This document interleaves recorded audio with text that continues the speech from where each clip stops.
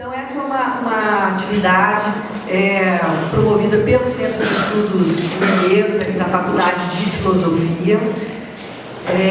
Esse ano, como tema que norteia as atividades aqui do centro, a gente escolheu trabalhar exatamente com a ditadura e a defesa da democratização, e a gente procura fazer atividades que, ao mesmo tempo, tenham um caráter acadêmico, mas que também dialoguem com outras, com arte, com música e com outras coisas que não sejam apenas de natureza acadêmica científica.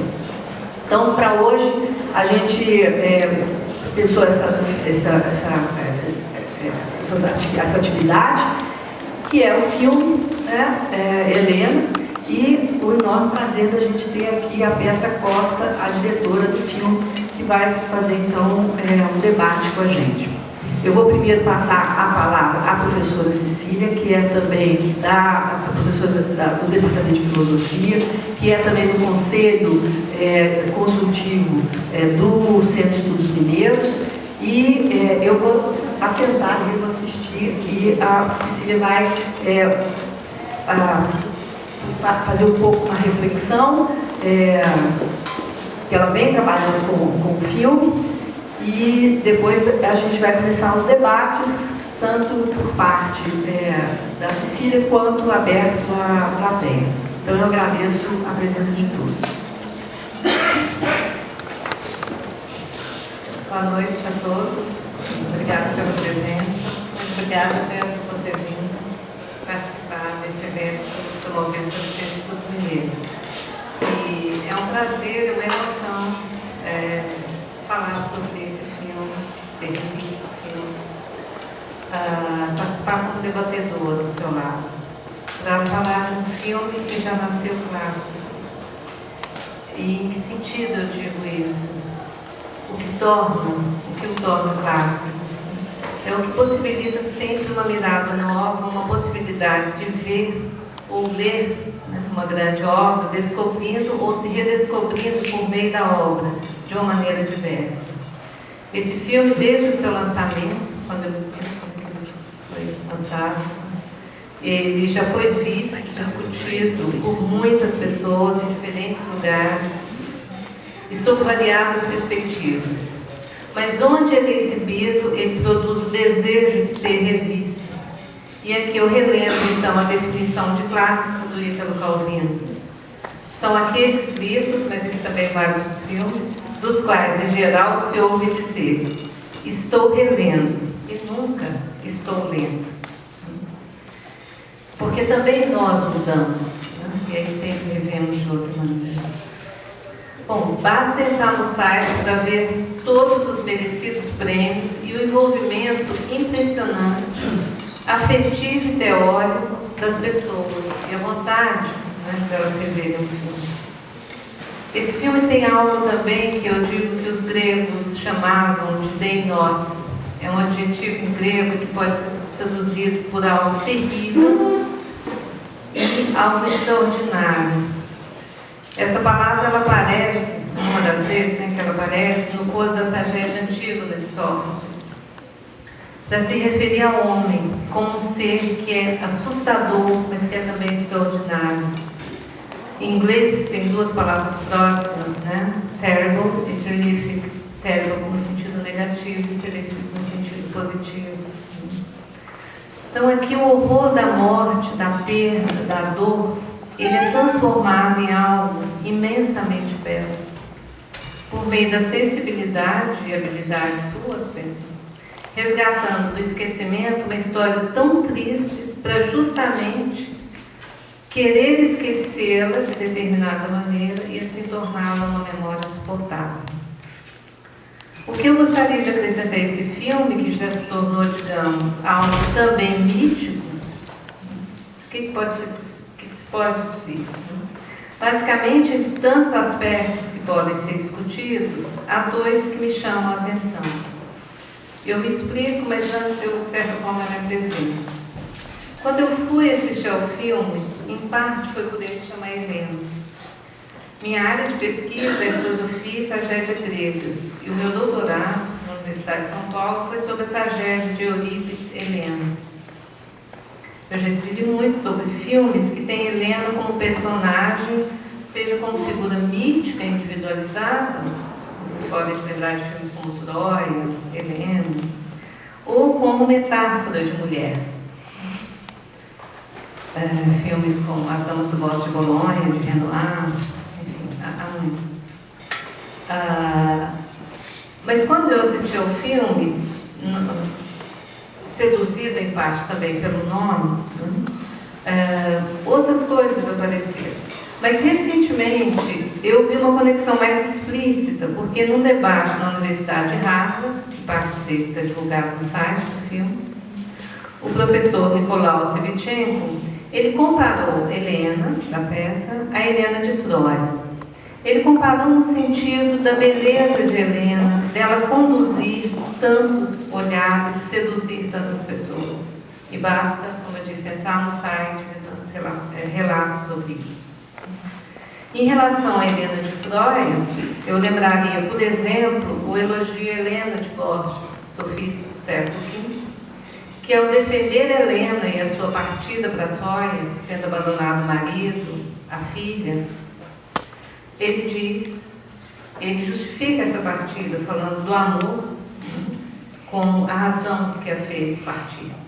E aqui no caso da Helena sem H, da Liane, da peça, havia também essa razão, o amor à arte. Bom, por que Helena abandonou seu lar, deixando sua filha e sua mãe? Então, por amor. Nesse aspecto, Helena é uma figura ambígua e por isso também ela cativa, porque ela abandona alguns em busca de outros. Nesse debate, a que eu me referi em Harvard, a que eu me referi antes, que eu vou em Harvard, a Liane, ela curiosamente falou sobre a origem do nome. Que na verdade, quando ela escolheu o nome para a filha, ela escolheu por causa de Helena de Troia. Sem H. Ela deu o nome, mas a razão foi Helena. Assim como a escolha do nome da peça foi devido a um amigo que ela perdeu, ela tendo participado de atividades revolucionárias, um amigo muito querido chamado Pedro, e em função de homenageá-lo, ela colocou na peça o nome de Pedro. Então, são dois nomes carregados de um sentido muito forte. Bom, mas se eu fui atraída pela figura de Helena de Troia, ao ver o filme, ele chamou muito a minha atenção por outros motivos. E ele me conduziu para outros dois filmes. E é nesse sentido que eu queria conduzir agora a minha fala, que vai ser breve, não vou demorar muito para passar a palavra para vocês também. Esses dois filmes são Memória de Helena, um filme de 1969, do Davi Neves, e o outro filme é Personas, de Beckman, de 1966. Naturalmente, questões pessoais, como a questão tratada nesse filme também me afetaram, é a história de um suicídio. E tendo tido na família e entre amigos, são 5 suicídios com os quais eu convivi, e um deles de uma aluna em Florianópolis, quando eu dei aula lá, já formada, que foi fazer uns cursos de extensão sobre cinema, mitologia, e ela se matou chegando em casa, enxugando do apartamento, da sacada, em frente à mãe. E ela queria fazer um trabalho sobre Helena de Eurípides. Então é um filme que traz também para mim várias memórias, de suicídios na família, mas também esse suicídio de uma aluna, que é algo que também, da gente que é professor, com tantos afetos, é algo que veio pessoalmente difícil. Mas enfim, por essa razão eu vejo a sua coragem hercúlea de lidar com isso e lidar com tanta competência e beleza. E o que esse filme produz em termos de afetos e paixões ou emoções, a palavra pátria e patema no grego? Ele poderia ser chamado de um documentário poético, ensaio, processo, mas não são esses nomes classificatórios que me interessam aqui. Eu ainda o vejo no registro do espanto, do assombro, em parte pela conexão dele também com esses 2 outros filmes. Como eu disse, Memória de Helena, que eu não sei quantos de vocês assistiram a esse filme, ele é um filme pouco conhecido, mas é um filme muito importante. Ele foi restaurado recentemente, pertence, né, um ano, no Rio de Janeiro, restaurou. E esse filme do Davi Neves, ele já foi interpretado como alegoria e metacinema a respeito da morte do cinema novo. Num artigo por minha colega Maria de Socorro, professora da Bahia, intitulado Memória de um Cinema. Esse filme, eu não gostaria de tratar aqui desse filme e do Helena, no sentido de influência. Eu não sei se a Petra assistiu esse filme, não sei se Helena assistiu esse filme, né, quando vinda no Brasil, mas não é isso que importa, porque eu estou trabalhando aqui numa perspectiva mais de paralelismo e da permanência de certo mito, certa estrutura mítica. Então, Memória de Helena, que o próprio Davi Neves, diretor, via como falsa ficção, é um filme que exige uma grande atenção do espectador para sua narrativa complexa, atrás de uma aparente simplicidade inclusive com os enquadramentos no argumento. O espectador, bem como os 2 protagonistas, Renato e Rosa, amigos de Helena, eles estão em constante exercício de releitura dos diários de Helena e da redescoberta de suas imagens por meio de filmes caseiros em preto e branco, aparentemente muito prosaicos, que Helena deixou após se matar. E a cena final do filme do Davi Neves é Helena, qual Ofélia, rolando docemente para as águas de um pequeno açude perto da sua casa em Diamantina. Helena, no filme do Davi Neves, ela escrevia o seu diário e fazia filminhos caseiros com a ajuda do tio, interpretado por ninguém não menos do que Humberto Mauro. Ela sai de Diamantina, viaja ao Rio, mas não consegue sobreviver ali. Volta e se mata, e a sua história é revista por meio do olhar dos seus amigos, desfrutando os textos e imagens deixados por ela. Curioso é que esse filme, Memória de Helena, ele é uma adaptação do cinema do famoso livro Minha Vida de Menina. E o roteiro foi do Paulo Emílio Salles Gomes, fundador da Cinemateca Intelectual. Agora, digamos, uma releitura muito peculiar do diário da Helena Morley, né, pseudônimo da Alice Branca, essa menina que viveu no século XIX, em Diamantina, que escreveu seu diário. Aliás, esse livro, recentemente, foi levado pela Helena Solberg para o cinema no filme Vida de Menino. Mas no caso do filme do Davi Neves, o Paulo Emílio transformou a astuta e alegre personagem em uma jovem suicida. Então, quando eu vi Helena da Peça, me angustiou muito essa coincidência e essa ficção que virava realidade, que depois era ficcionalizada. Eu me lembrei do poema Ulisses, de Fernando Pessoa, que diz em uma das estrofes, cito: assim a lenda se escorre a entrar na realidade e a fecundá-la decorre. Embaixo, a vida, metade de nada, morre. Então, essa combinação entre história e realidade de um lado e ficção, que no filme da Petra, que não é exatamente um documentário, que eu acho medonha. E quando eu vi seu filme, independentemente de não existir influência, eu fiquei, será que Helena viu esse filme como o filme da Petra, ou não, as pessoas? Bem, o segundo filme que eu acho, né, que eu disse que eu acho importante nesse paralelismo é Persona, que é um filme do Bergman, famosíssimo, no qual a Alma é uma enfermeira que é chamada para cuidar de uma atriz, feita pela Viviana, chamada Elizabeth Vogler. E essa atriz, ela se recusa a falar. E as duas convivem numa ilha, numa casa praticamente deserta, naquele ambiente. E a Alma percebe, a partir de certo momento, que a sua personalidade está sendo subvergida na personalidade de Elizabeth. E o cartaz do filme do Bergman, se vocês se lembram, são duas faces, em fusão, a imagem, né, das duas atrizes, que no caso, Alma e Elizabeth. Quando eu vi então Helena da Petra, essa imersão da Petra no mundo da irmã, ela está clara desde o primeiro momento. Ela começa. Aqui eu sigo também o roteiro ao qual vocês têm acesso, tem um online, tá? O roteiro do livro, gente. Petra diz: Helena, sonhei com você essa noite. Procuro chegar perto, encostar, mas vejo você em cima do muro, enroscada em fios elétricos. É curioso, Helena em cima do muro, intocável, né?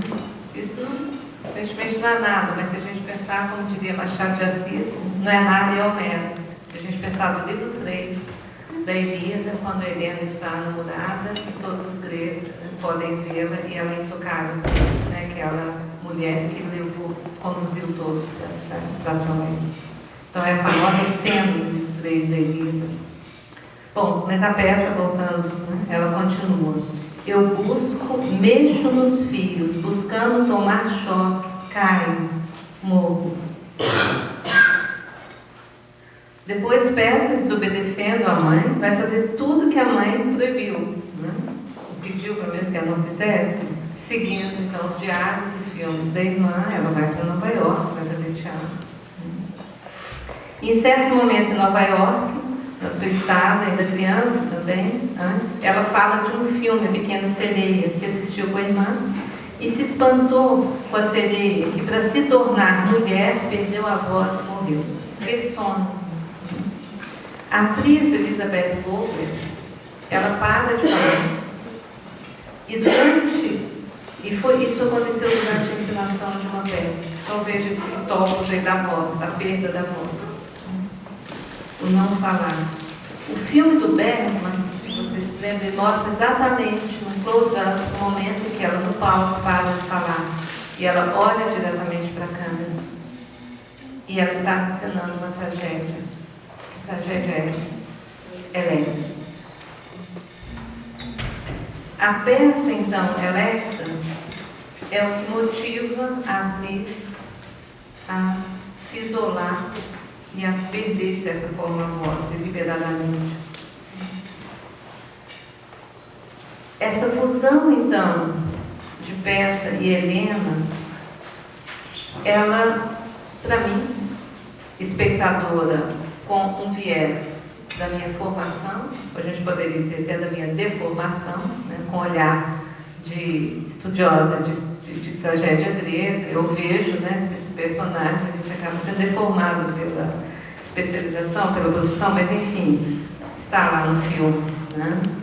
No filme de Petra, a mãe relata que na véspera, né, da morte, Helena chamou e mostrou um pôster de uma encenação de tragédia grega, Electra.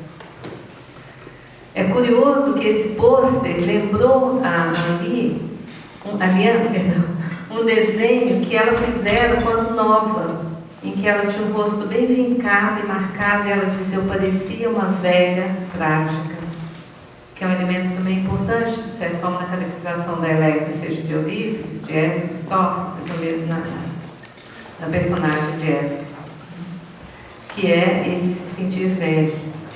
E é curioso que antes, na página 6, está no roteiro, mas também isso é dito pela Liana, esse desenho era chamado de desenho da sua tristeza, que ela fez em o espelho, mocinha, né, antes de se casar. Então, no filme e no roteiro também, na página 21, se fala de Petra e de Helena nesse jogo de espelhos, de certa forma elas deformadas, né? A gente vê no filme algumas cenas de espelhos deformados. E Helena tem medo, né? Petra também, de certa forma, da falta de amor, da falta de voz, né? E dessa própria imagem, dessa sereia que tem que se perder a voz, tem que virar mulher. Como eu disse, voltando agora, né, ao filme da Petra, especificamente, esse filme é uma empreitada existencial, acho que hercúlea, de fazer com que a dor insuportável seja suportável. Petra, qual Sísifo, para tomar outra figura da mitologia grega, ela rola uma pedra por toda a sua vida, como todos nós que temos experiências. Então, variáveis, a gente rola essa pedra. Mas saber, com a ajuda da própria Helena, agora transformada em imagem, em Eidon, para lembrar, uma forma por meio da qual Helena aparece na tragédia de Eurípides. Essa imagem leve, ela parece diminuir o peso dessa pedra para a peça e para nós. Eu gostaria de concluir essas observações com um trecho de um livro de história de Heródoto, autor grego, que numa passagem ele lembra de Frígicos, considerado um dos criadores da tragédia grega. É um autor do qual sobraram por poucos fragmentos, a gente não tem nenhuma tragédia integral dele. Mas ele teve encenado uma tragédia na Grécia chamada Captura de Mileto, em 492 a.C. E essa tragédia era sobre a perda da guerra, né, para os atenienses. E ela causou tamanha comoção na cidade que ele teve que pagar uma multa de 1000 dracmas, que era um valor muito alto. E foi decretado que ninguém poderia representar esse dano novamente. Talvez por isso, exceto pela tragédia Os Persas de Ésquilo, que se refere ao fato real, nenhum dos tragediógrafos gregos encenou histórias, eles encenaram mitos. E o mito é um espelho que torna suportável refletir sobre a realidade ou refletir a realidade, suportando a dor. Nas imagens de Petra sobrevive, e isso é incrível no filme dela, ela ao mesmo tempo que apresentar um filme sobre uma história, não é um mito, não é uma ficção, mas é uma história, mas ao mesmo tempo ela alça o estatuto quase de um mito e produz em nós as emoções, né? A simpatia, que em grego é o pathos em conjunto, é o sentir com, ou a condolência, né? Do latim quer dizer doer junto. O espelho de Petra é o cinema, e generosamente, compartilhando a sua dor por meio da fragilidade das imagens, ela nos oferece um espelho para nos vermos e juntos suportarmos a nossa dor de cada dia, por tantas perdas, como diria o poeta grego do século XX, Zeferias, por tantas túnicas vazias de Helena. Obrigada.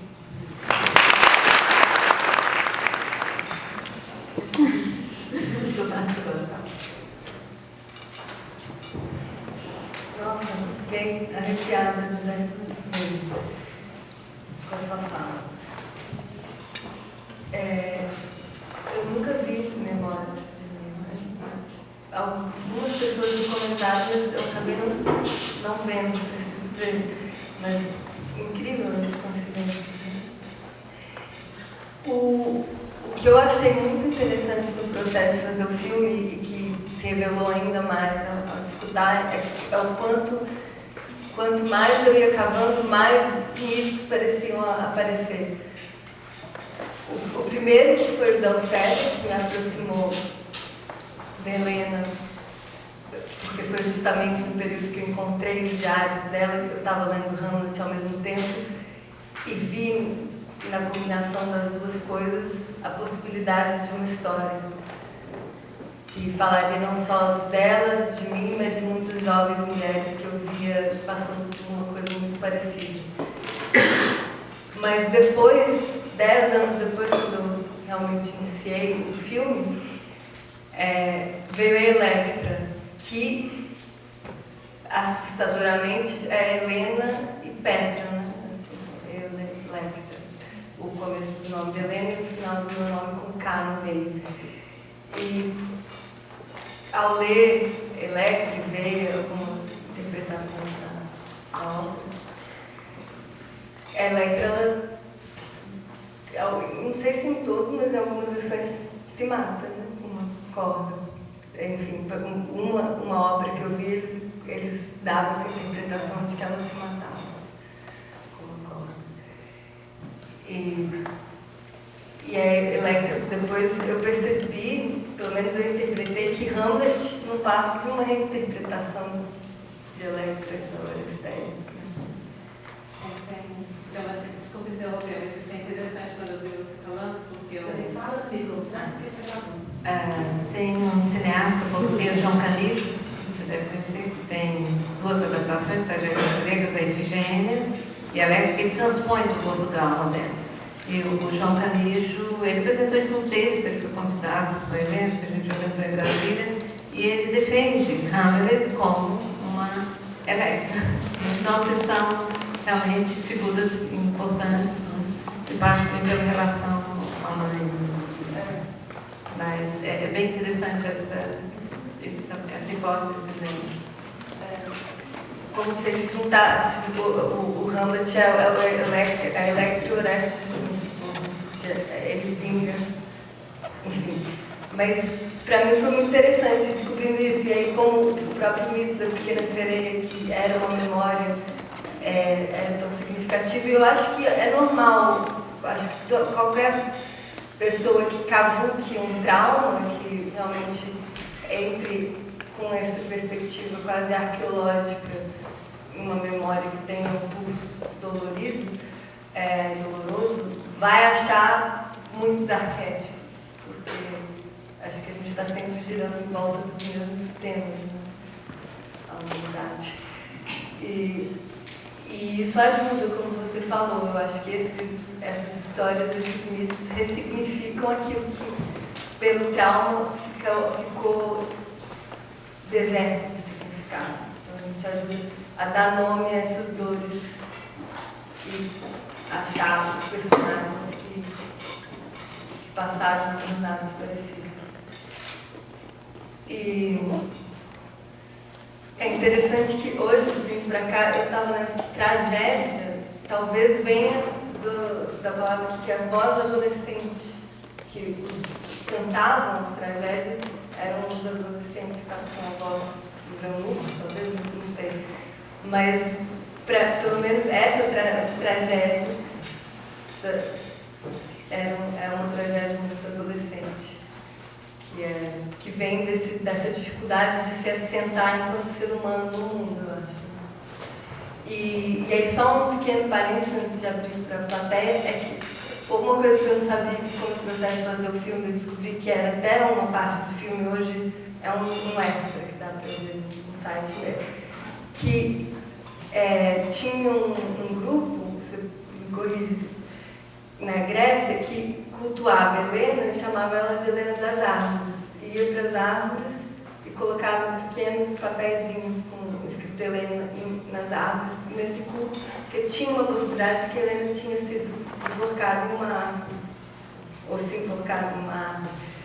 Mas foi muito bonito. E nesse capítulo do filme que saiu, infelizmente, falava do meu pai. Meu pai, assim que Helena morreu, ele plantou muitas araucárias na fazenda dele. Então, pra gente, Helena é um pouco Helena das árvores, porque na fazenda do meu avô ele tem uma plantação de pinheiros também da época que Helena nasceu, então, pontuado por árvores no começo.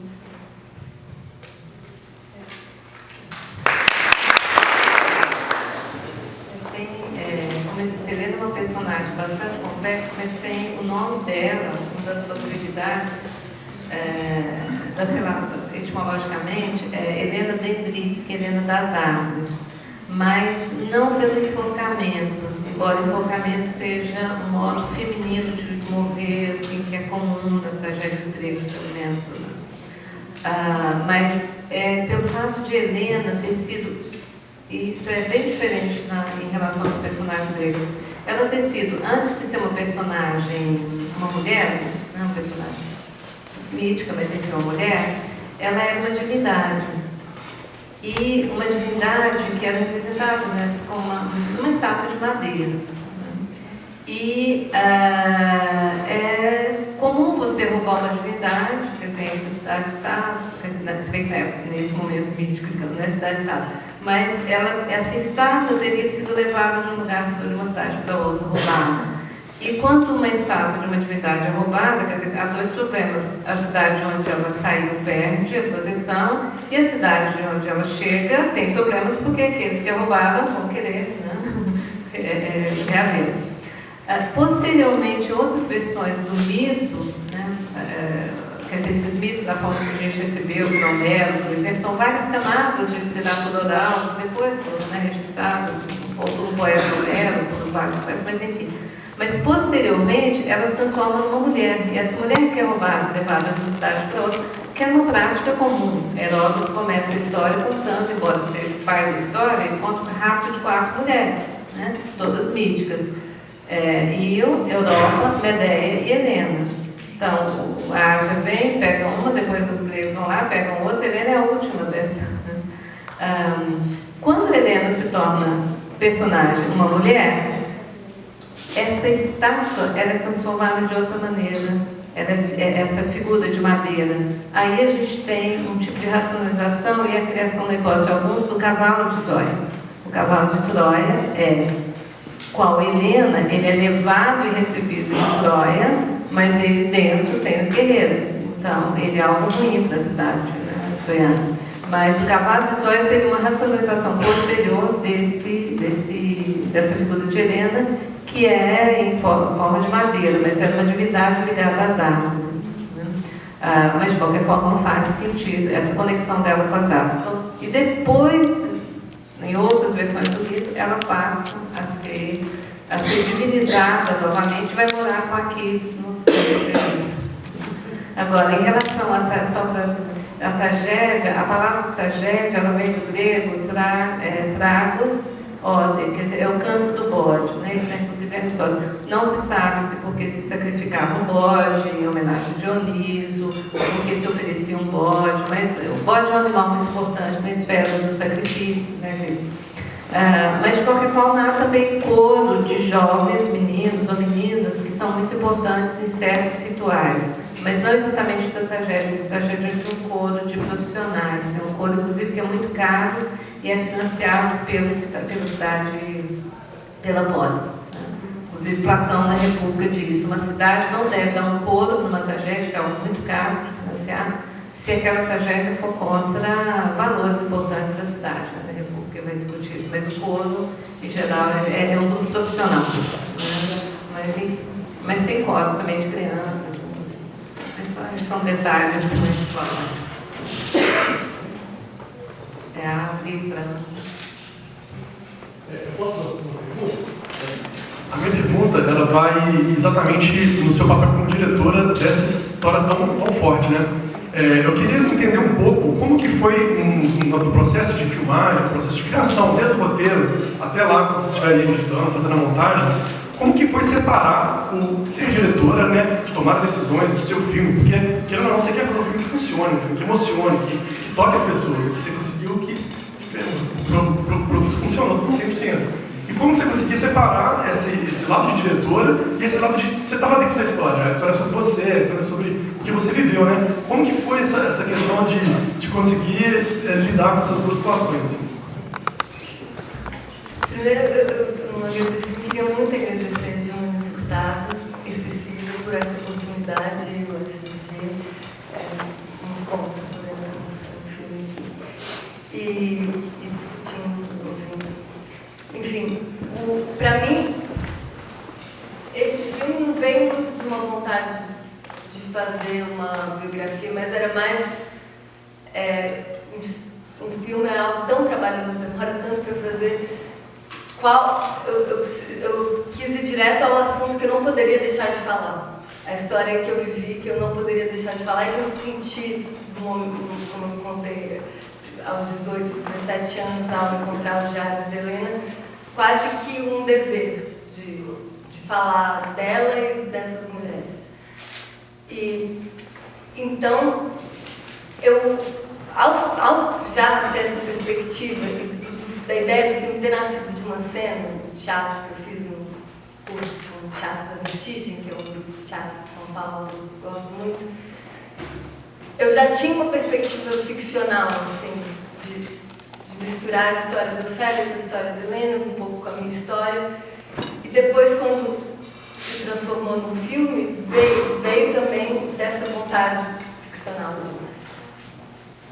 Que, a princípio, o primeiro plot, a primeira primeiro enredo que eu pensei do filme era uma mulher que visita uma cidade e está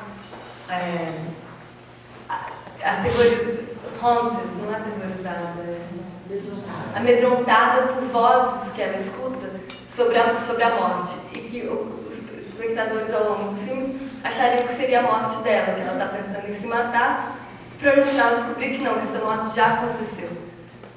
E aí, quando eu pensei em fazer esse filme, eu pensei, então para isso eu tenho que descobrir tudo sobre Helena, para descobrir o que essas vozes vão falar, essas pessoas falariam de Helena.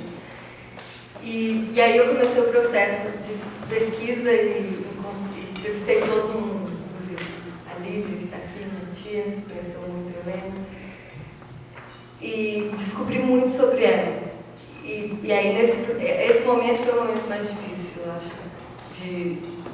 dela quase se materializar, e em momentos que eu sentia que ela estava voltando à vida mesmo, e que eu estava ganhando de volta minha irmã para imediatamente perdê-la de novo e com muito mais consciência, porque eu era adulta, não era mais aquela criança de 7 anos, então eu entendia toda a tragédia mesmo dessa morte.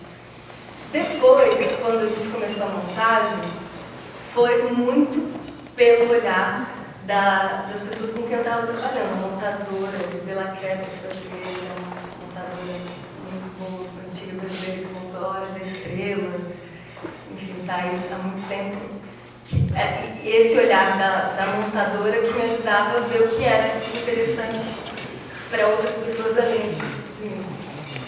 E depois, a roteirista, que é a Carolina Zisquinte, que a gente, a princípio, não ia ter roteirista, isso é um documentário normal. A princípio não, né? Porque a princípio eu falei que ia ser um filme de ficção, mas depois virou um documentário e depois voltou a ser um filme de ficção que a gente viu que dava certo a fala. Um momento pensei que não dava certo, que ia ser muito entediante eu ficar falando e que era melhor ter pessoas falando. E quando a gente viu que dava certo a fala, a memória, aí eu comecei a escrever tudo, e de uma forma meio caótica, chamei uma roteirista para trabalhar comigo, a Carolina, e aí a gente começou a estruturar aquilo, tentando usar como ferramenta as regras, né, de história, da tragédia, do cinema, enfim. E tentando entender quais eram os atos do filme, as jornadas dos personagens. E aí, nesse momento, que surgiu toda a terceira parte do filme, que a princípio não existia. O filme meio que terminava um pouco depois da morte do Helena. E todo aquele arco da minha personagem surgiu graças à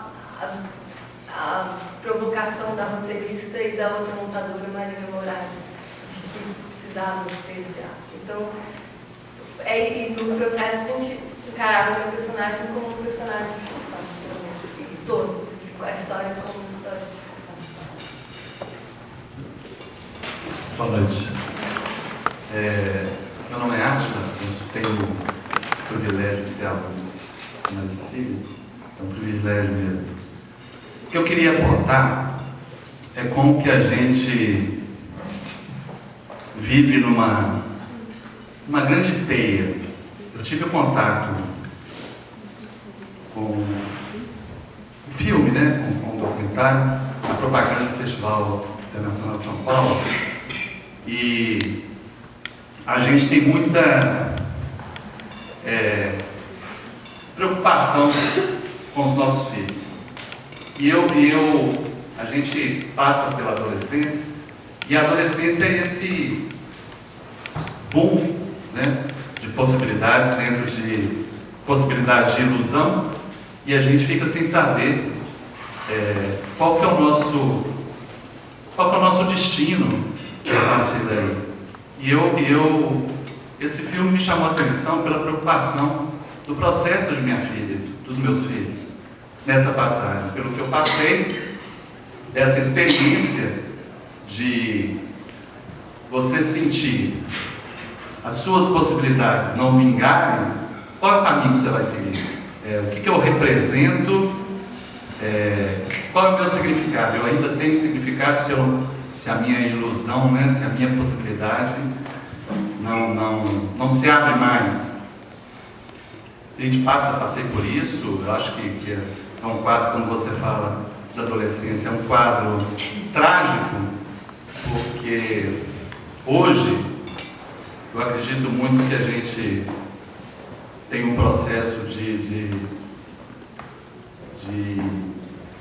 lucidez, né?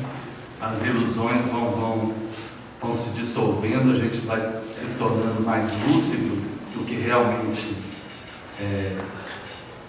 a nossa realidade, né? Como que a gente vive nesse processo, nesse sistema, como somos bombardeados. E aí é uma grande preocupação. E aí eu falei assim, poxa, que bacana esse filme, essa história, ela se relaciona muito com essa ideia da minha filha ter 1000 possibilidades, ter visões. Eu quero ser isso, eu vou conquistar isso, eu quero passar por isso, eu quero ser atriz, eu quero ser trabalhar na Broadway, trabalhar, né, nos campos. E aí a gente tem que olhar, e eu tenho uma relação muito próxima dos meus filhos, e a gente tem essa abertura de jogar. Acabou. O que eu falo que é uma grande teia, que hoje eu me encontro aqui em função desse filme. Né? Como? E acabou que também minha filha nem assistiu.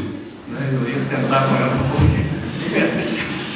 E foi engraçado porque eu percebi que ela conseguiu encontrar o seu mundo de possibilidades. Né? Ela se apresentou, ela passou como eu passei, como muitos de nós passamos, e a gente consegue encontrar outras possibilidades, a gente vai caminhando. E isso foi muito marcante nessa coisa, porque ao mesmo tempo eu acho que você, mais do que nunca, sabe entender que é uma história de morte, mas é uma história de vida ao mesmo tempo, né? De vida é uma forma de você também encontrar as possibilidades. Eu acredito que isso o documentário passa para a gente essa coisa de você encontrar as suas possibilidades, que a história não termina aí, né? Sua mãe até fala, hoje você está mais velha do que Helena. Né? É uma forma de apresentar que passou por um ponto muito bacana e conseguiu, sei lá, nascer ou encontrar isso. Né? E aí uma coisa que também me chamou a atenção é a narração. A narração, o sotaque mineiro, para mim, é uma das coisas mais belas do filme. Nesse processo que a gente tem de grande massificação de alguns sotaques, esse sotaque mineiro, para mim, é uma das coisas mais belas do filme. Eu queria que você colocasse se passa por esse viés mesmo, desse mundo de possibilidades de você se encontrar, de se mostrar de outra forma, que não só um foco, mas se abrir, né, nesse sentido. Obrigado. Sim, eu acho, eu li O Cachê do Viajante recentemente e entendi a morte da minha irmã de outra forma, que eu não tinha entendido ainda, que eu acho que, entre outras coisas, essa peça maravilhosa que eu recomendo, que é com o David Leira, do Arthur Miller, é Um Cachê do Viajante, que é um vendedor que na sua época era muito valorizado e que no fim da vida passa a ser esquecido, enfim, ele perde seu lugar na sociedade. E que ele não consegue encarar que ele não era aquilo que ele imaginava. E o quanto o suicídio não vem disso, né? É uma incapacidade, um não desejo de encarar que você não é aquilo que você imaginava. Mas nisso se fecha para a possibilidade de 1000 outras coisas que você possivelmente pode ser ou mas que não é aquela visão Então, quando Helena, aos 19, 20, acha que ela não é a artista que ela queria ser, e com uma pressa, que eu acho que é muito particular da cidade, de que se eu não sou hoje, eu nunca serei, e cega para tudo aquilo que ela é. Então, quanto o ideal nos fere, né? Porque a gente acaba fechando a porta para o infinito. Quer tanto aquilo que o resto não deixa de existir. E é a meditação, algumas formas de terapia, tentam nos levar ao oposto, que é encarnar, né? Tentar ficar íntimo daquilo que a gente é, do aqui e agora, e não de uma idealização que sempre vai fugir, fica sempre vivendo a miragem. Eu agora estava em Nova York, de novo, e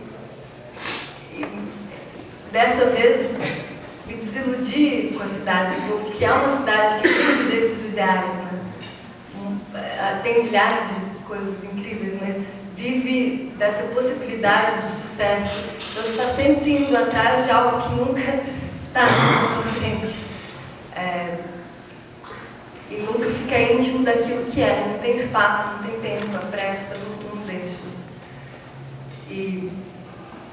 Então, acho que para mim, para poder superar esse momento férreo que eu tive, foi uma busca de ficar íntima daquilo que eu tinha, que estava ali, do outro, da minha própria respiração, do espaço, e não essa obsessão, que pode ser uma obsessão política, uma obsessão artística, pode ter tantas formas.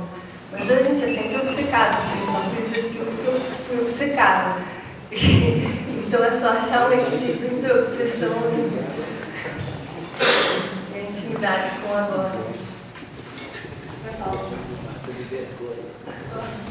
Só acreditar, a sua generosidade é elogio. Eu quero perguntar. Eu queria te perguntar, voltando nem tanto para a temática, mas para a questão da cineasta. A primeira questão, são duas. Uma a pergunta vai ser direta, a outra eu vou dar uma voltinha.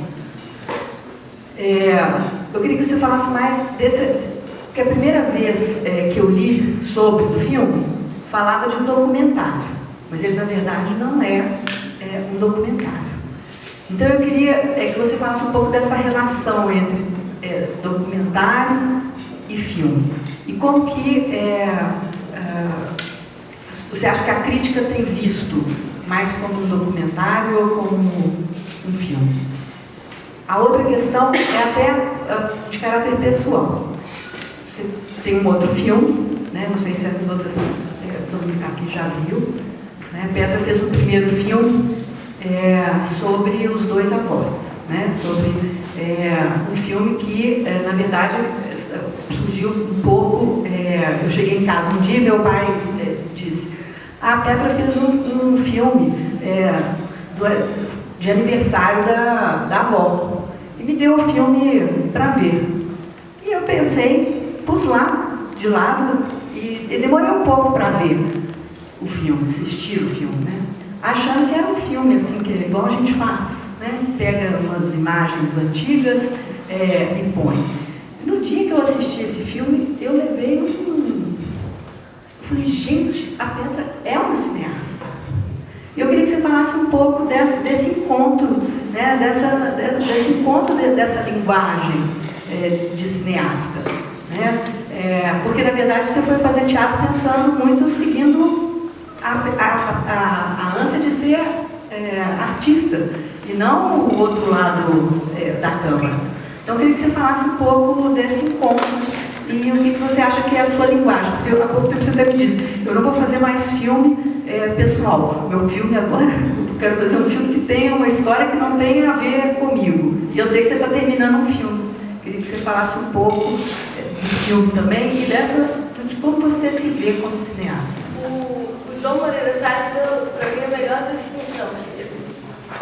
O primeiro documentário feito na história do cinema, na Luz do Norte, né? Que, enfim, a história é que o antropólogo foi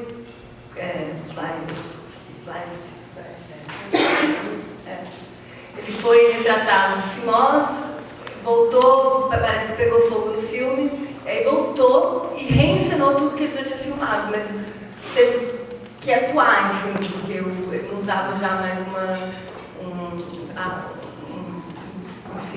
arpão, aí já usava espingarda, então vamos encenar com a coisa, então tinha muito de encenação.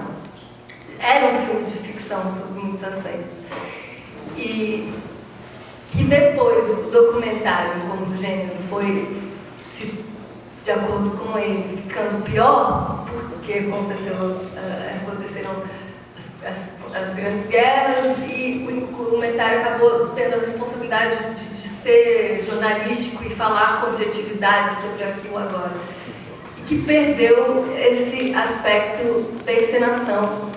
E o Jean Rouch, ele cita também, usava a encenação e falava que você acaba descobrindo mais sobre o personagem quando você pede para ele se encenar, porque ele mostra aquilo que é importante para ele. E eu acredito muito nisso. Eu acho que, para mim, não faz muito sentido a divisão de documentário e ficção, e eu concordo que um bom documentário parece filme de ficção, uma boa ficção parece documentário. E o meu último filme tenta brincar mais ainda com essa fronteira. E foi justamente brincando com essa fronteira que eu descobri a minha paixão pelo cinema, porque eu comecei a fazer documentários, depois de estudar teatro, eu fui estudar antropologia.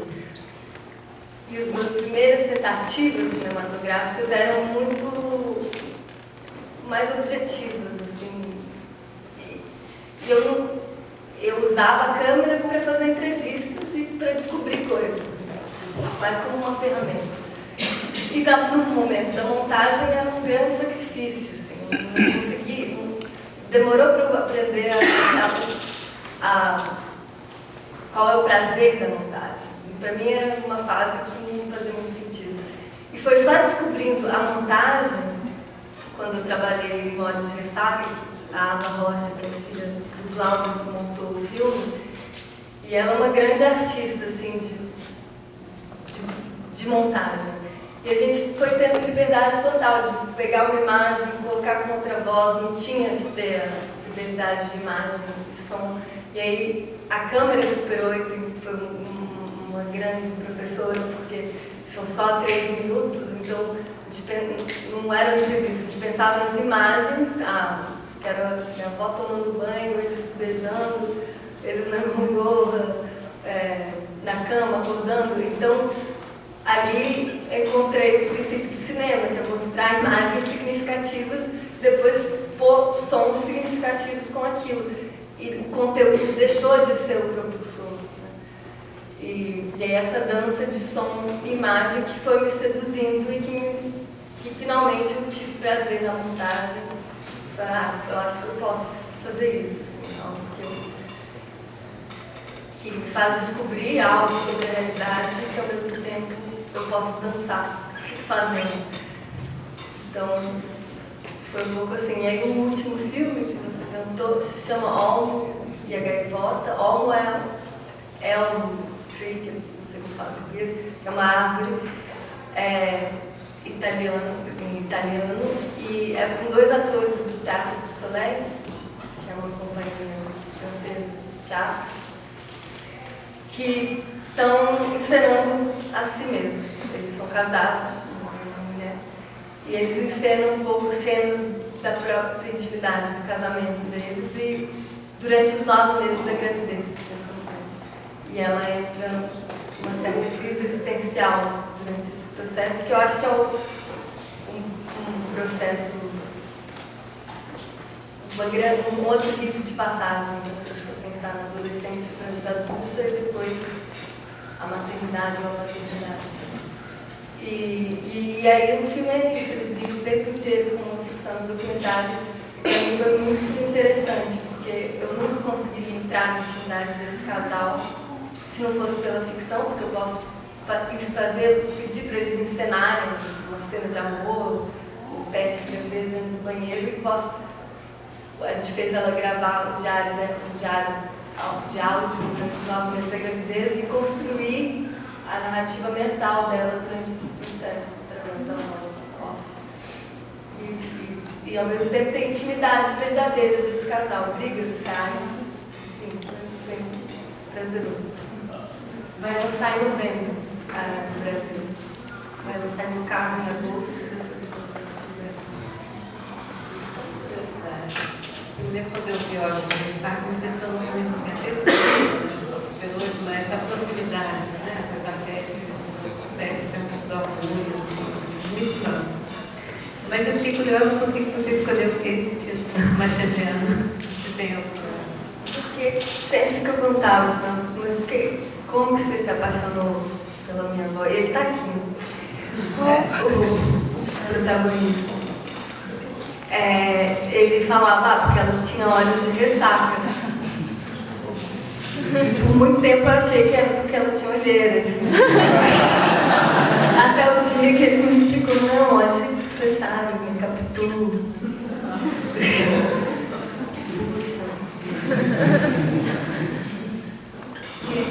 Você é mulher. O mais importante, você se identifica como mulher para a sociedade. E o seu filme, ele tem a presença do feminino constante. A sua voz, a voz da sua mãe. O tema principal é a sua irmã, que é mulher também. E tem uma discussão, assim, que graças a Deus está tornando mais presente, mais forte assim, nos últimos anos, que é a mulher no cinema. Assim, a mulher representada na frente da câmera e a mulher nos bastidores.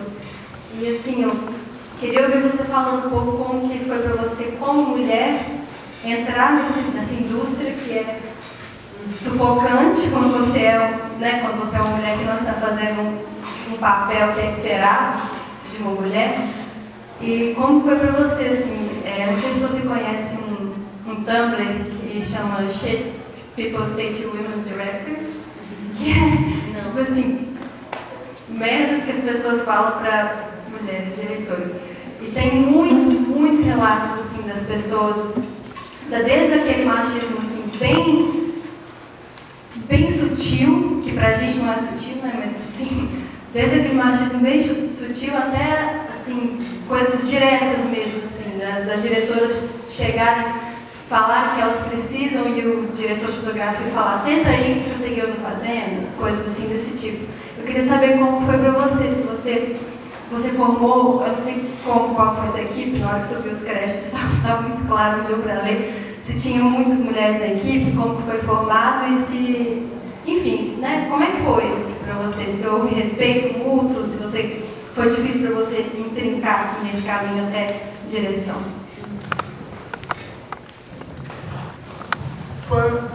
Quando eu estava estudando teatro, minha mãe me provocava muito. Dificilmente eu teria um papel interessante feminino. E que se eu quisesse eu teria que dirigir. Porque eu acho que em sentido ela está certa. Acho que também, hoje em dia, cada vez menos, né? Teve uma época, o Bergman, enfim, fez grandes filmes como atriz, mas no Brasil teve muito pouco. E isso foi um dos motivos que eu senti esse dever de fazer esse filme, porque na época eu até vi Bicho de Sete Cabeças e falei, ele tá falando, eu queria mostrar a perspectiva feminina de um drama muito parecido. E o filme veio muito por ter visto esse filme, tenho esse desejo de mostrar o lado feminino dessa história. E também o próximo filme, O Homem e a Gaivota, eu acho impressionante que, apesar de todos os seres humanos terem vivido e existir através da gravidez, o único filme que eu achei interessante sobre a gravidez é o Rosemary's Baby. E o resto mostra a gravidez como uma forma de propaganda de margarina, enfim, não entra na complexidade do tema. E é chocante. mostra realmente que só pode ser porque não tem mulheres fazendo filmes, né? Então, eu acho que daí que vem até o meu desejo de fazer cinema, essa discrepância absurda de histórias femininas. E aí, como diretora, tive algum, assim, no Brasil não, no Brasil eu acho que eu fui bem tratada pelas pessoas, mas lançando o filme fora, com distribuidores, produtores, você vê o machismo latente. Apesar do Brasil ser um país muito machista, mas na indústria eu acho que trabalhei com muitas mulheres, as montadoras são todas mulheres, a fotógrafa era mulher, a roteirista era mulher, não porque eu estava censurando homens de participar do filme, mas acabou acontecendo dessa forma, de que elas se interessavam. E tive a sorte de hoje ter um produtor homem incrível, o Thiago Pavone, que é o produtor da minha produtora e tem sido uma parceria ótima. Minha primeira grande parceria com um homem.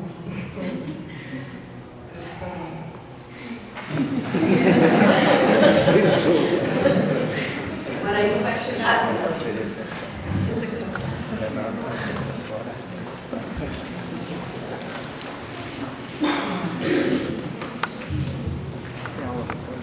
Boa noite, vou tentar falar com uma maneira um pouco aqui, o microfone um pouco estável assim. Mas, primeiramente, parabéns pelo filme. Até um comentário, assim, até pegando a relação que a professora fez com o Bergman, é muito legal fazer a experiência de ver os filmes do Bergman e depois ver os filmes que a Liv Ullmann dirigiu, assim, tem um que eu esqueci o título em português, e outro chama Confissões Privadas, em inglês, e ela aborda os mesmos temas do Bergman na perspectiva dela, também interessante, assim. Mas são duas perguntas. A primeira, mais direta, é aquela cena em que, acho que, se não me engano, você, sua mãe e algumas outras mulheres, numa espécie de lago, uma das cenas mais bonitas que eu já vi, assim, na minha curta existência, assim, infelizmente. E parabéns, né? Mas eu queria, assim, eu sei que interpretações de cenas no meio da arte é um negócio assim que pode limitar, mas eu queria, se for possível, que você falasse um pouco do significado dessa cena, assim, tanto em termos de narrativa, quanto em termos existenciais. E a outra é uma pergunta mais existencial, assim, que diz respeito, assim, a relação que normalmente sei lá, filho tem com o pai, até pegar uma pergunta da sua que falou antes aqui, e uma pessoa tem com a sua família, ela é muito acho que às vezes uma relação de a maneira como você vai lidar com o seu passado, as suas origens, e como é que você vai lidar com essa coisa de dependência, independência, assim, assim, eu acho que pessoas que têm experiências, assim, de pessoas que se suicidaram na família ou amigos, passam um pouco, exatamente por aquilo que sua mãe, ela fala uma hora, de que às vezes ela pensa nessa possibilidade também, mas aí ela pensa nas outras pessoas com as quais ela convive, e eu não sei, assim, eu acho que essa coisa a experiência do suicídio era muito marcante exatamente por se mostrar como uma possibilidade terrível, né? Uma possibilidade de muitas dores, de muito sofrimento, mas é uma possibilidade. E ao mesmo tempo tem cenas lá que falam que você pensou assim, que você falou quando você era mais jovem, eu tenho vontade de morrer, ou sim, quando você tinha lá os seus 10 anos. E como que você lida, assim, especialmente com essa coisa de lidar com o seu passado, né, que o passado não é uma espécie do seu passado também, mas ao mesmo tempo você quer dizer, você não é Helena e nem a sua mãe, você é a Petra, né, e de certa maneira ao mesmo tempo, ao final, assim, o que eu peguei um pouco foi que você se descobriu, assim, ao olhar para ele, assim, então como que rola essa coisa de, eu não sei se eu estou fazendo claro, assim, mas, tipo, como lidar com uma história que diz respeito à sua família, e às vezes a gente se espelha tanto na nossa família, e tem tanto medo de repetir os erros que a nossa família cometeu, como a sua mãe quando ela falava que tinha medo de você fazer teatro também, e você foi lá e fez e tal. Como que você lida com isso?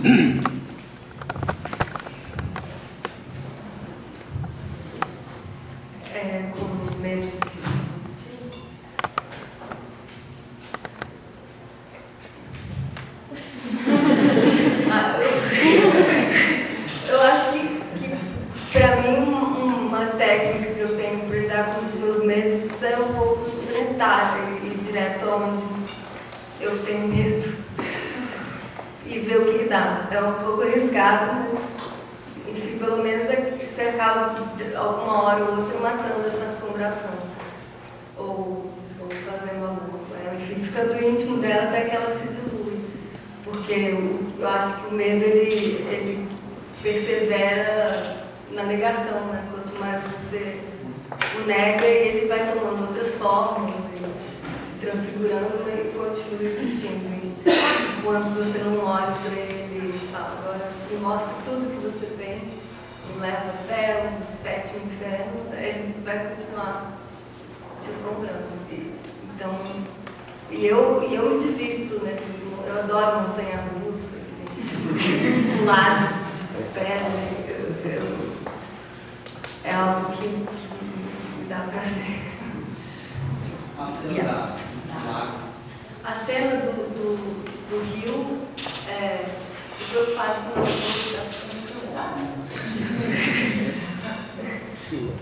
a cena do rio foi a primeira cena que eu pensei quando pensei em fazer o filme. E imaginei isso, 1, 2, 3 mil mulheres banhando num rio que vem da Ofélia, né? Que se afogou no rio e foi retratado por vários escritores, né? Enfim, e eu achava uma cena. Eu fui e fiz logo com uma amiga dançarina que aparece dançando, entre as que aparece dançando, mas depois esqueci a ideia e deixei de lado, porque eu achava que era muito difícil fazer com muitas mulheres. E o filme foi todo feito com pequena equipe, tudo muito artesanal. E aí no final, quando o filme já estava quase encerrado, eu trabalhei com um fotógrafo e falou, tem alguma coisa que você queria fazer que você não fez? E aí eu falei dessa imagem, mostrei para ele, ele falou, vamos fazer. Aí uma outra amiga, Marta Kiss, que é do teatro também, a gente juntos conseguimos convocar as mulheres e fizemos assim. Eu vou então abrir aqui tem 3 perguntas. Mas então é o seguinte, a gente vai fazer essa rodada de perguntas, elas mais objetivas, e aí a Petra responde todas juntas e a gente termina, tá?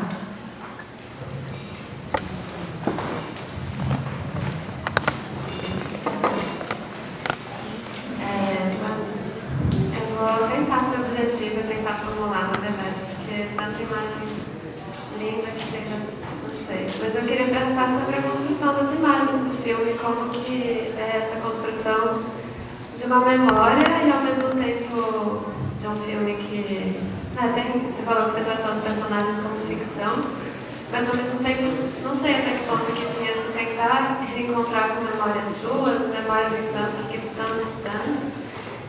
E eu também não sabia nada sobre o filme, foi uma surpresa muito boa, eu cheguei sem saber, assisti, fiquei muito feliz. E eu queria saber até que ponto que são imagens gravadas, que você recuperou de família, onde que você tentou construir imagens que você tinha perdido, e onde que são imagens de criação de memórias, de imagens nesse princípio. Boa noite. Primeiramente, parabéns pelo filme. Eu tenho uma questão, não sei se ela é um objetivo, mas eu vou tentar fazer com que ela seja. A primeira vez que eu tive contato com o filme, ele me remete muito à questão, não só da mulher, mas também do artista. E do artista, às vezes, enquanto uma pessoa isolada do seu lugar de origem. Inclusive, essa final lembra um pouco do suicídio da Virginia Woolf, também ensinado dentro da água, e me leva a essa questão. Pensando na Helena como uma pessoa que, de certa forma, teve que se exilar para correr atrás do ser artista da forma que ela queria. E sendo de Belo Horizonte, ultimamente tem muito essa reflexão sobre o lugar da arte, da cultura e do âmbito dos artistas aqui em BH. Eu gostaria que você falasse um pouco sobre se existir, né, os desafios e as vivências que você teve enquanto Belo Horizontina, mineira, nesse processo de buscar por ser artista e ter conseguido. E também o que você pensa dessa angústia da parte da impossibilidade, né, às vezes, de ser. Eu queria te agradecer pelo amor do filme, eu amo filmes. E realmente toda vez que eu assisto, eu viro água junto com o filme. E eu queria te perguntar quem realmente foi Helena? Porque a imagem que passa é que ela era mais poesia do que mulher, entende? Mais o quê? Poesia. Entendeu? Você acabou de mencionar 7 portas do inferno, que estava falando primeiro, e logo no início de fala você diz esse cavalo tal, você descobre uma série de mitos. Eu me lembrei de um mito babilônico, cuja história é muito semelhante à sua. É o mito da Inanna. Não sei se você conhece, é uma deusa que se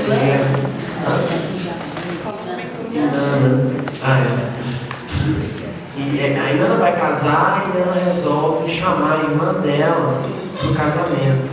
Só que a irmã dela é chamada Ishkal, ela é a deusa dos infernos. Ela vive no mundo dos mortos. E Inanna decide, não obstante a dificuldade da jornada, ir até a irmã e convidar ela para o casamento. E quando ela vai nessa aventura, que a vida dela entra na terra, onde não há retorno, e ela passa por 7 portões, e em cada portão ela tem que tirar uma peça de roupa, e finalmente quando ela chega na câmara onde está a irmã e os 7 juízes do inferno, ela morre no ato. Ela olha para outra irmã e ela morre. E ela depois é crucificada, assim, fica no inferno. Não tem até aquela sala, mas essa parte depois não importa. Assim, o ponto que eu queria perguntar é o seguinte: uma interpretação desse mito é que ele mata a irmã com um olhar assombroso, justamente porque quem é você para me tirar daqui do inferno e me levar até a superfície para a sua própria satisfação? E eu não quero ser, sabe? O que eu quero perguntar é só se em algum momento você teve que lidar com o drama de ter que fazer uma escolha. Assim, eu vou revelar a minha irmã, eu vou. Porque o filme é muito íntimo, sabe? Isso foi um drama para você ter que escolher, será que eu devo apresentar a minha irmã ao mundo e ver o filme?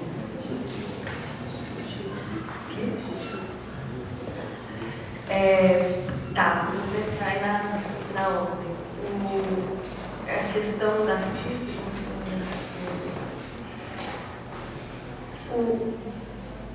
Eu comecei a escrever as memórias que eu tinha de Helena, né?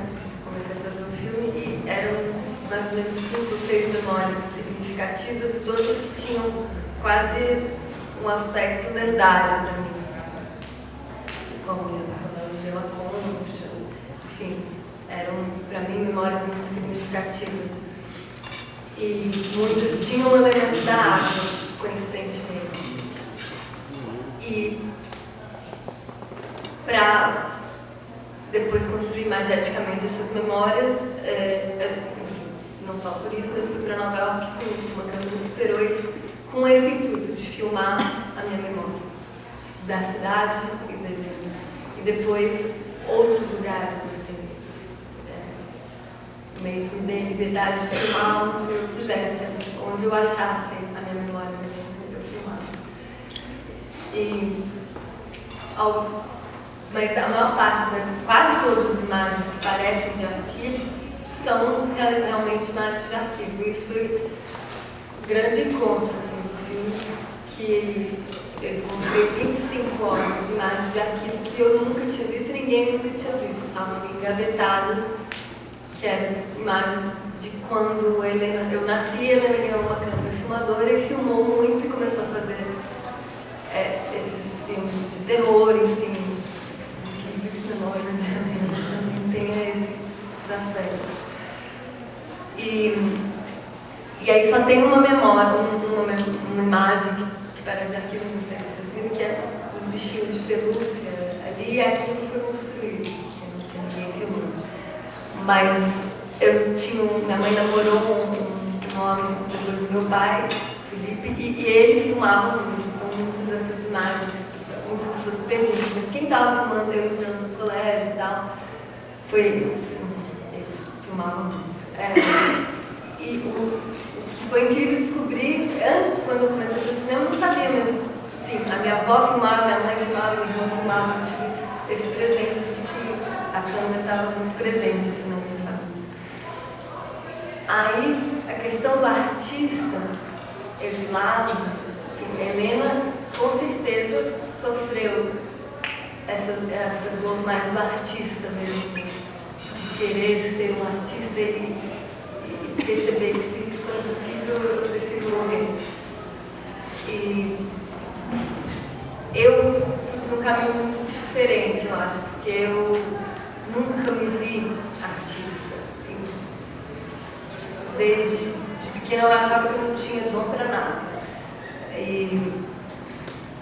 Então, eu fui fazer teatro, mas ao mesmo tempo, acho que eu não achava que isso não der certo, eu vou me matar, porque eu tinha muitos outros interesses e não tinha uma certeza de que esse era o meu caminho. Eu sempre duvidei muito e nunca me vi como artista.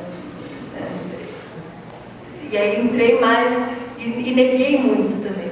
Então, deixei de fazer teatro, fui fazer antropologia, eu lutei muito contra esse desejo de fazer arte, porque me parecia, às vezes, um privilégio, às vezes, uma futilidade, às vezes, enfim, uma perda de tempo. E foi uma luta constante, assim, eu ia e voltava, até que, quando eu fui fazer mestrado em psicologia, eu tinha desistido pela enésima vez de fazer arte. E parecia que era definitivo, e eu me senti uma prisão perpétua, eu nunca mais vou poder fazer. E aí eu saí com tanta sede que eu comecei a fazer. Mas para mim foi libertador também não carregar esse peso desse nome, que eu acho que é muito pesado. Se sentir artista, se sentir nobre o suficiente para se chamar de artista, eu acho que complica demais, porque na verdade a gente só. Eu sou contra o artista no pedestal, eu acho que tem gente fazendo coisas na psicologia, na literatura, na história, muito mais interessantes do que muito filme que eu vejo por aí. Acho que para mim o interessante é ir fundo do que quer que seja, mais do que a área, e acaba assim, usando bastante. A Virginia Woolf, esse meu novo filme é inspirado nesses dados da Virginia Woolf, esse romance como estrutura, para olhar essa vida. Quem realmente foi Helena, parece mais poesia do que pessoa, pode ser, não sei, as pessoas que eu entrevistei, as que eram amigos dela, não tanto família, mas os amigos, tinham essa perspectiva também de que ela era poesia. Mas também tem essa tendência, tem quem diz que não há nada mais bonito do que uma jovem suicida. Então se diviniza muito depois da morte. Mas é lindo que, para mim, foi um presente enorme encontrar os diários dela e o tanto de poesia que eu achei nos diários dela. Foi algo perturbador. Ela parecia prever muita coisa ali. Escavar o trauma em Nano. Eu não conheço esse mito. Quero buscar. Eu não tive esse dilema, talvez por insensibilidade minha, ou eu senti que ela queria contar essa história.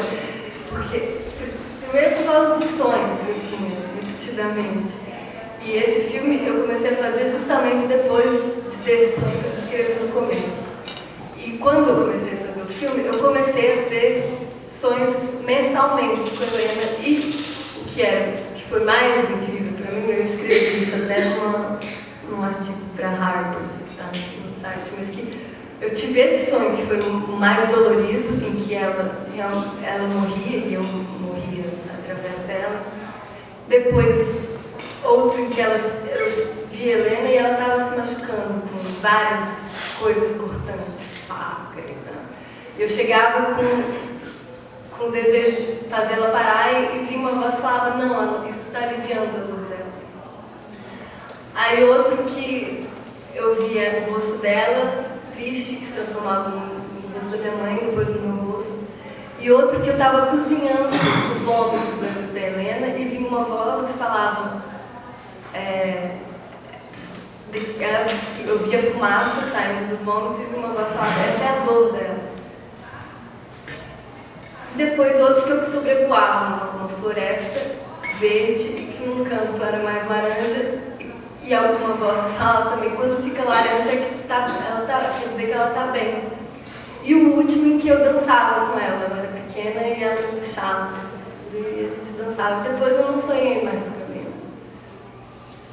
Então, ou em mim ou nela, ou enfim, algo que precisava ser mexido, trabalhado, foi o processo do filme. E o filme veio muito com essa urgência de resolver essas coisas que precisavam ser resolvidas e achar essas coisas que precisavam ser achadas. Imagina, só o fato dessas imagens dela dançando provavelmente iam se apodrecer e desaparecer e ninguém ia achar. E o fato dela querer ser atriz e querer mostrar para o mundo isso que ela sabia fazer, que ela escrevia, o que ela dançava, porque no diário dela uma preocupação constante é quem vai ler isso. Então ela não era como alguns artistas que querem, que pedem, por favor, não mostre isso para ninguém. Ela mostrava o diário dela para mim. Eu acho que ela tinha esse desejo de compartilhar. Então eu não fiquei. Bom, então eu agradeço a todos e o semestre que vem eu acompanho e nós teremos novas atividades do Centro de Estudos Mineiros. Eu agradeço a peça.